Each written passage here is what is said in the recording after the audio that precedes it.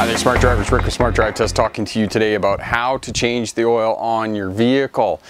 This is part of your regular maintenance. Now, just before we get started here, be sure to hit that subscribe button way over there. That way you're going to get access to all of the great information, especially if you're working towards passing a road test or starting a career as a truck or bus driver. Changing your oil is part of the regular maintenance on your vehicle. For these older vehicles, it's 3,000 miles or 5,000 kilometers. If you've got a newer vehicle that runs synthetic oil in it, the intervals between changing the oil are going to be farther apart, probably around 7,000 or 8,000 kilometers. So check your owner's manual or check with the dealership and they'll be able to help you change your oil. Now, the reason I changed my own oil, a few years ago, I took my vehicle into the shop and it came back out, and I think in addition to changing the oil, they did a 70-point inspection on my vehicle, and by the time I got done, it was about $100, and I was like, that's just a little too pricey for me, so I'm going to do my own, because when I was a kid, we had a garage and I worked with my dad in the garage and we changed the oil on the family vehicles, and I remember that it wasn't too difficult. And not only that, when you buy just the materials, the filter and the oil, if you've already got all the original stuff, the tub and the tools and the wrenches and whatnot, which I already had, then it's not too expensive. I can change my oil for about $25. Now, if you take it to one of those drive-through lube shops, it's going to be about $65 for a 4-cylinder, and then it's going to go up from there if you got a 6-cylinder or an 8-cylinder, you know, maybe even a V10 if you got one of them there spiffy cars, or if you got a diesel motor, it's going to be even more expensive. Now, one thing I will say is most of the dealerships tend to be a little bit cheaper when it comes to doing oil changes, and the reason that they do it a little bit cheaper is because if you bring your vehicle back in, oftentimes these technicians that work at the dealerships and whatnot work with the same vehicles all the time, and you know, different vehicles tend to have the same problems all the time, so they can identify those problems, especially if they're under warranty. And you know what they say, an ounce of prevention is worth a pound of cure. One of the reasons we changed the oil, and one of the reasons that you could potentially take it to a dealership to get them to change the oil. That way, if there's something wrong, they can spot it before it becomes a major problem and, you know, leaves you stranded on the side of the road and whatnot. So that's an option that you can do. But if you've got an older vehicle and you're comfortable turning wrenches and those types of things, you can save yourself a bit of money, and it only takes about a half an hour to change the oil. So stick around. We'll be right back with that information.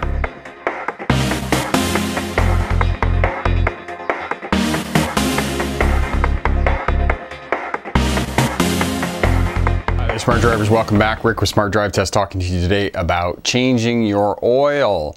The oil on these older vehicles has to be changed at 3,000 miles or 5,000 kilometers. That is the interval. Now, if you have a newer vehicle, you're going to be running synthetic oil in it, and the intervals between oil changes on the newer vehicles is farther out, so it's probably 7,000 or 8,000 kilometers, 5,000 or 6,000 miles, depending on the vehicle and the make of the vehicle. So have a look in your owner's manual or talk to the dealer. They'll be able to give you the information on intervals between oil changes. Now, how do you know when the oil was changed the last time if it's a newer vehicle and you don't know? If you look on the windshield on the inside when you're sitting in the driver's seat, up in the upper left-hand corner, there'll be a sticker there that will say next service, and on that we'll have an odometer reading. You can find the odometer reading on the speedometer down at the bottom there, and it will give you the total number of kilometers or miles, and that is when you need to do the next service. So that's how you know when you need to do an oil change on the vehicle. And the reason that we need to do oil changes as part of the regular maintenance is because it is the lubricating system for the engine, and without that lubricating system, the engine will not operate. As well, because of the burning process of gasoline and diesel, regardless, depending on which kind of vehicle you have, there are byproducts from that break down the oil, and its ability to lubricate is reduced, so you have to change the oil in order to continue to allow the lubricating system to work to maximum performance. That's why you have to change the oil. Now, one of the myths that I want to just challenge here is that dealerships say that if you have a newer vehicle and you change your own oil, that will void your warranty. Now, I was talking to David, I just happenstance yesterday ran into David, and we were talking about that, and he said that's not true. He said if you change your own oil on a newer vehicle, keep the receipts. They have the date on them that indicates when you purchased the oil and the filter, and write down the odometer reading on the receipts. He said if you do that, then no auto manufacturer can deny you the warranty on your vehicle, because you are fulfilling the requirements of the warranty. So you can change your own oil on a newer vehicle, despite the myth that's been circulating and what dealerships want you to believe. So changing your own oil, fairly straightforward. The tools are not complicated. You simply need oil, you need the correct oil filter, you need a wrench to pull off the oil plug. You might need some other tools if you got a 4x4, because there might be a protective shield underneath the oil pan that you need to take off to actually get at the oil pan and remove the plug. Some vehicles you might need an oil filter wrench, but that's not likely that you're going to need an oil filter wrench. Most of them are just put on hand tight, so you're not going to need an oil filter wrench. You will need some sort of container to collect the oil coming out of the motor, the old oil, and make sure it's big enough to collect all the oil. You don't want it to fill right up to the brim and overflow. You're going to need some sort of drop cloth underneath there, because you are going to get some drips and whatnot while you're changing the oil, and you're going to need some gloves. Latex gloves work just fine, and eye protection, because you're going to be under the vehicle and there's dust and dirt and stuff that falls off the bottom of the vehicle that's going to get into your eyes. So make sure you wear some eye protection. And you need rags. Yes, rags. So you need rags available. Now, the type of oil that goes in your vehicle, you can choose to run synthetic oil in these older vehicles, but my brother, who's an automotive technician, indicated to me that if you're changing the oil on regular intervals, it's not worth the extra price to put synthetic oil in them. So there's 3 types of oil. There is petroleum-based oil, there's a mix, a synthetic blend mix, which is old conventional oil and synthetic oil, and then there's synthetic oil. And you need to know what type. On this old 1998 Honda CR-V, I need to run 5W30. Now the W stands for winter time, and it's 5, and it indicates the viscosity of the oil, how thick the oil is. And the lower the number, the less thick it is, and the higher the number, the more thick it is. So 5W is for winter time, and then 30 is for summertime, and the higher the number, the more viscous it becomes, because in the winter time you don't want really thick viscous oil trying to be pushed through the motor, because if you get too much pressure inside of the engine, you potentially could do damage to the seals and gaskets inside the motor. So it needs to be less thick in the winter time, and that's what that stands for. Now, one other thing, one other note for those of you who are new to driving, there isn't a gauge that tells you how much oil is in the engine. You actually have to physically open the hood and check it with the dipstick, otherwise you're not going to know. Now, if the engine oil drops to critical levels, the engine oil pressure will drop to a critical low levels with inside the engine, and there is a sensor on that. If that sensor comes on your dash that you have low oil pressure, you need to get the vehicle pulled over to the side of the road and stopped immediately. Shut off the engine, because if you continue to run it with that low oil pressure sensor indicator on, you could do irreparable damage to the engine. The same thing if it overheats, get it over and turn it off immediately, because you'll do irreparable damage to the motor. So that's another thing. So you do have to physically check the dipstick. So the right type of oil and the filter, that's the other thing that you need to pick up. You can go to any auto parts store and they'll be able to look up what filter you need for the make, model, and year. So that's the information you need to take with you.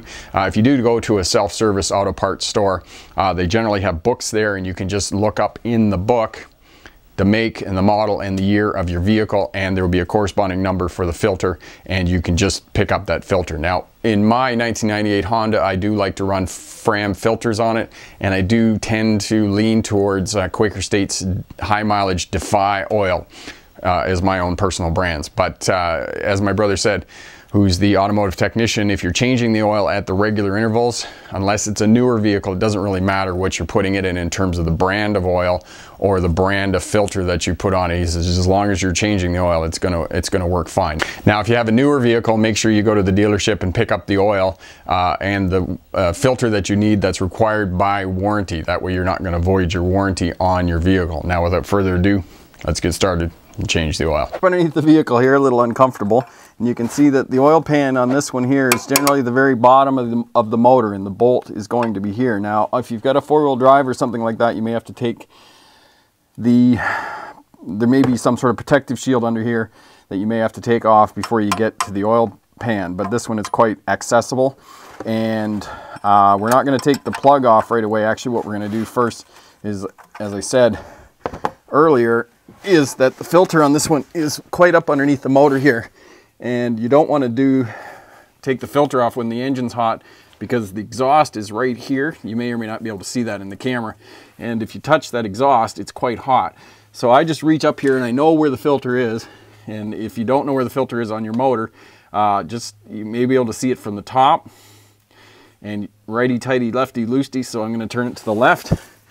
And I want to make sure I get the pan here, because there's going to be a bit of oil that comes out when you take the filter off like that. And of course I didn't have the cardboard underneath it, which is incredibly frustrating.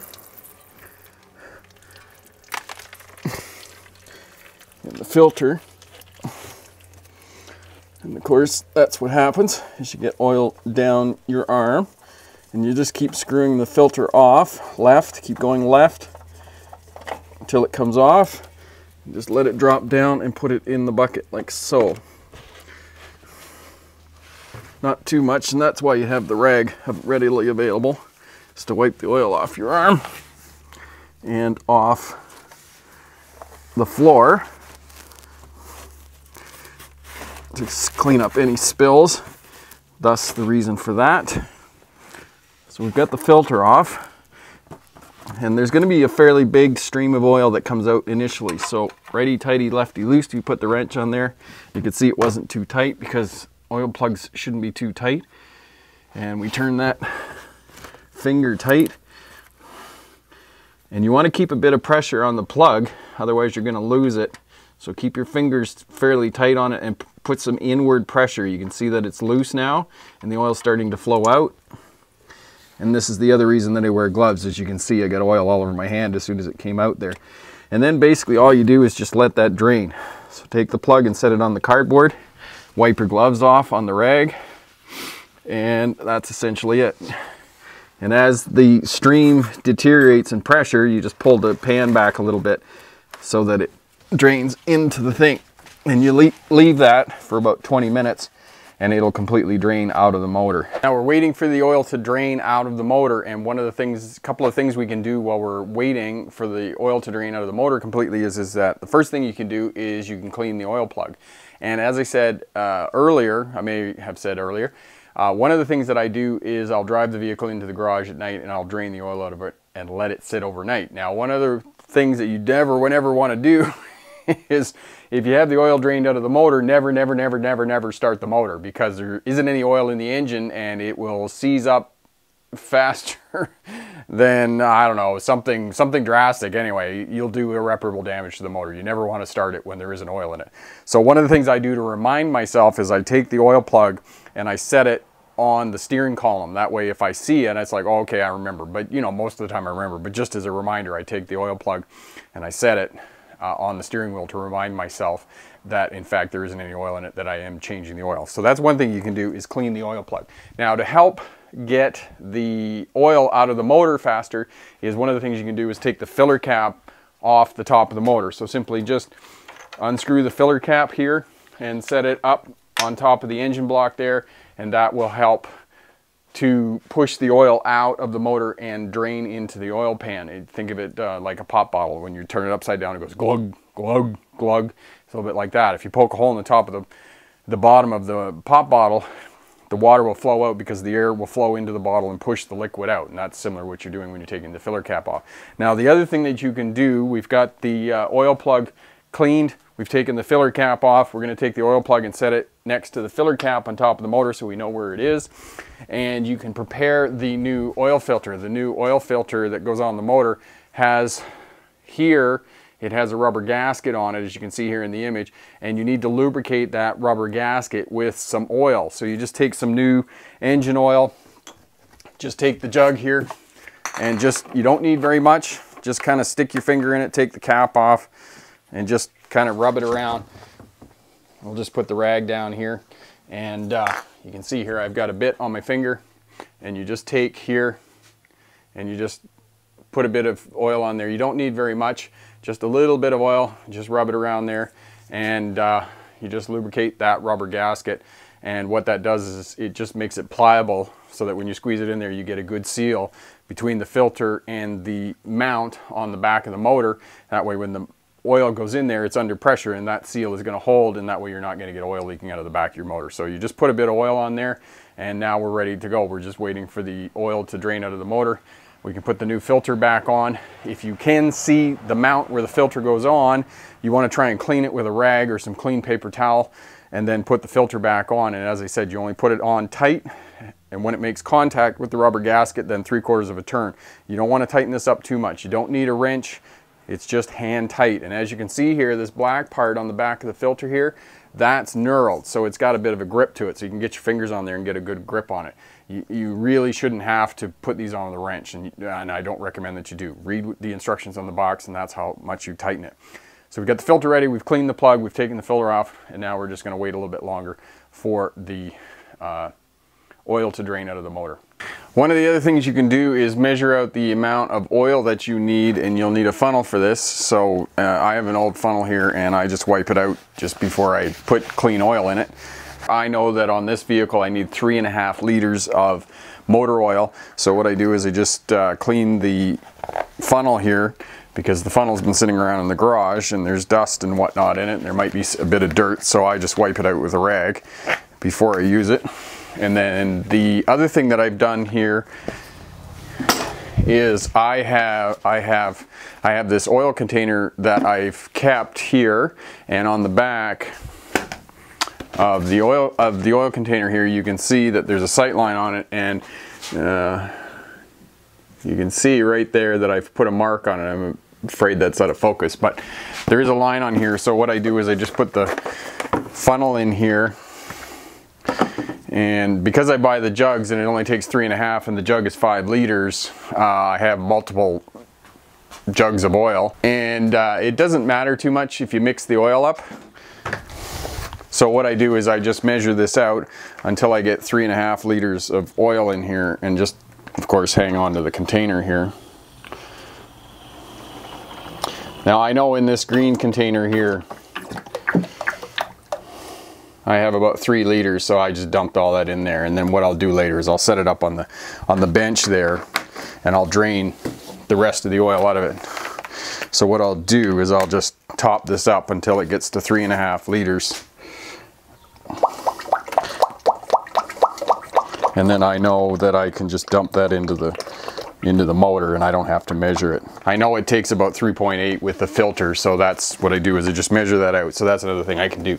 And as I said, I'll take that old container and I'll set it up on the bench after, and I'll drain the residual oil out of it. So I've got my oil measured out now, and I'll just leave that in there, and then I can just dump that into the motor when I put the plug and the filter back on, which is what I'm gonna do now. So we're back under the vehicle here, and we're gonna put the plug back in, and we've cleaned the plug. So we've put it back on, so put it on in there, like so, and turn it backwards. So you're going to turn it left until it kind of clicks into the threads, and then turn it in. And you should be able to turn it all the way in with your fingers. Otherwise, if it doesn't go in finger tight, it's probably cross-threaded. And when it cross-threaded, you don't want it ever to be cross-threaded. So it's on finger tight, and we just take our wrench, the box end, not the open end. Put your box in on there, and you want to go snug, not tight. So right there, it's snug, it's not tight, because you don't want very much pressure on these crush washers. So you just put that back in. That's back in. Somewhere I've got my rag, and I get my rag here, and I just wipe the bottom of the pan off here, and any excess oil, and we try and keep it out of the oil so that we're not making a mess. So I dipped it in the oil there, which is unfortunate. So just keep one end in the pan there over the cardboard, and I'll slide that out as soon as I'm finished here. The filter, this goes on, and we reach up, and as I said, if you have access to it, you'll want to wipe that mount off where the filter goes on. Now this one here, it's just kind of a feel thing. You just kind of keep working away at it until you get it to start to thread on there, and it should work on. I've got it on there, and I'm spinning it on nice and freely, and it's gone contact, 3/4, half, 3/4 of a turn right there, and it's gone snug with my hand, and that's as tight as you want it. So you got the filter on, and then so we've got the plug on, so that's everything we need to do under here. We've put the plug back in, snug, not tight. Same with the filter, contact and 3/4 of a turn. And that's it. Now we can come back out and we pull everything up from underneath the vehicle.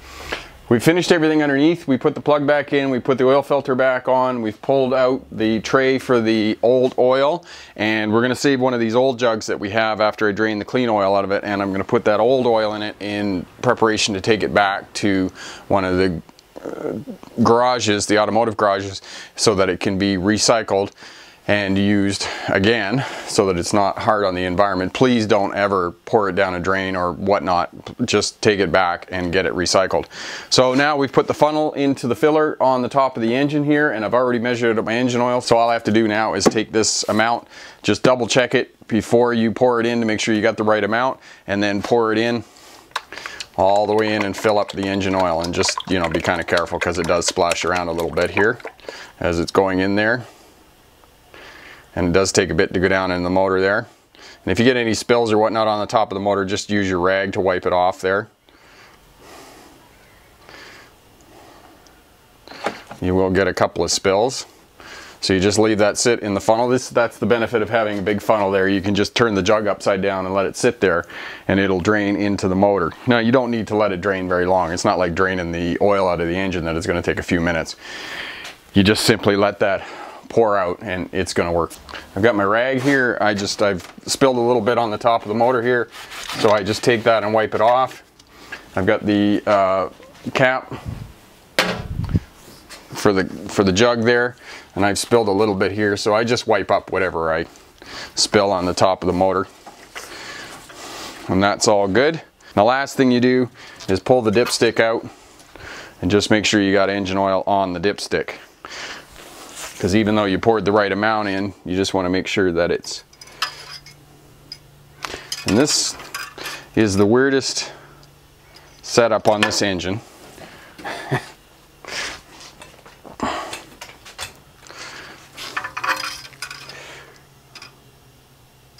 There we go.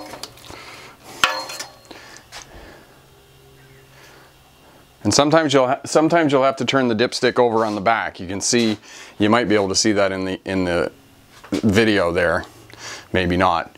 But sometimes you need to turn the dipstick over because the engine oil is so clear that you can't see it. So, or just hold it up to the light and you'll see the divot on the top, and I can see that it is perfectly full where it is right now. Now it's going to take a little bit to fill up the filter, but not too much. So that's essentially all you do. Now you just take your filter out, or your funnel rather, stick it in the top of the jug there because there might be a few drips and whatnot. Take your filler cap, put your filler cap back on. Don't wipe this off around the filler cap when you've got the filler cap off, because there will be some grit and whatnot in there, and you don't want that grit to go down in the motor. So don't wipe that off when you have the filler cap off, because you don't want that to go into the motor. So put the filler cap back on, then wipe around it. Don't wipe around, because you just push that dirt and whatnot down into the motor, and that can do a great deal of damage. And essentially at this point you're done doing the oil change. The only thing that I would suggest now is to run the motor for 5 or 10 minutes, take it outside, drive it around the block, come back, let it sit, and before you drive it again, pop the hood and check the oil and make sure that you don't have any leaks underneath before you drive off. Make sure that there isn't any oil pooling under the vehicle. And if there isn't any oil pooling and the oil is full, when you pull the dipstick and check it, you're good to go. You've changed the oil. Quick review of changing oil. So essentially the tools that you need a wrench to remove the oil plug from the oil pan at the bottom of the motor. You may need a wrench to remove the filter, but not likely. It should come off by hand. If it needs a wrench, it's probably too tight on there. Now, some people may disagree with me with that, but for the most part, the oil filter should be not tighter than hand tight on there. And you're going to need some rags. You're going to need a container to hold the oil that comes out of the engine, and make sure it's big enough that it's not right to the brim, and you're, you know, like the old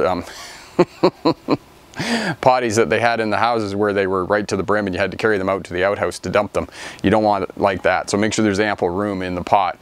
As well, you're going to need a filter, and you're going to need the correct engine oil, and oftentimes it's either in the owner's manual for the type of oil that you need to put in your motor, or it's written right on the filler cap. So for example, this 1998 Honda CR-V that I have, 5W30, the 5 stands for winter oil. When it's cold, it'll be less viscous, less thick, so that it'll move up through the motor. And one of the things you don't want to do in the wintertime is start your vehicle up and then rev it up, because it takes about 30 seconds for all of the oil to actually get through the engine and start to lubricate it, and you could potentially do damage if you start it up cold and start revving on the motor, so don't do that. 5W30 and 30 tends to be more viscous, as in the summertime, so know that you need the particular type of oil, you need the right type of filter, and a lot of these auto parts shops, you can go there and they'll help you out with the filter and whatnot. As well, you're going to need a funnel. You need to know how much engine oil to put into the engine. If not, you can just fill it up and keep checking the dipstick until you get it to the right level. Drain the oil out. It'll take about 20 minutes. Put the plug back in. Wipe off any excess oil, wipe up any excess oil that came out of the engine, put the filter back on, and when it comes, you have to lubricate the gasket on the filter before you put it back on. Turn it till it goes tight, and then 3/4 of a turn after it makes contact with the mount. If you can see the mount, wipe it off and clean it off with a nice clean rag and whatnot. Put the oil back into the engine. Put the filter cap on, run it for 5 or 10 minutes, check the oil, make sure it's good, and then before you drive it the next time, pop the hood and check the oil, make sure that it's full and there aren't any there isn't any oil puddling under the vehicle, and that way you know everything's good to go and you've changed the oil successfully. Question for my smart drivers: do you change your own oil on your vehicle? What is your preference for brand of filter, brand of oil? Leave a comment down in the comment section there. All of that helps out the new drivers learning how to drive and look after their vehicle.